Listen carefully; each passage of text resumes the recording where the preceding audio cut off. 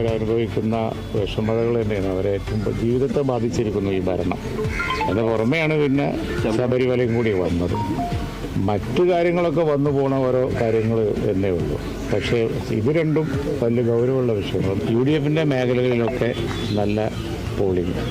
അത് കഴിഞ്ഞ പാർലമെൻറ്റ് തെരഞ്ഞെടുപ്പിലും അങ്ങനെ തന്നെയാണ്. ഈ ഇടതുപക്ഷ ബൂത്തുകളിലാണ് ഒരു മന്ദഗതി ഈ പോളിംഗ് സമയത്ത് ദൃശ്യമായിട്ടുള്ളത്. അതുകൊണ്ട് മലബാറിൽ ഒന്നും കൂടി ഊർജിതമായിരിക്കും. മലബാറിൽ ഈ ഭാഗങ്ങളിൽ വളരെ ഊർജിതം, ഇന്നലത്തേക്കാൾ പ്രകടമാവും ഇവിടെ. അതുതന്നെയാണ് തങ്ങൾ പറഞ്ഞത്. അത് ഞാനതിന് അടിവരയിടുകയാണ്. അത് ഒരു ലക്ഷണമാണ്. അപ്പോൾ മലബാറിൽ ഭയങ്കരമായ ഒരു ആവേശം ഇന്ന് പ്രകടമാവും.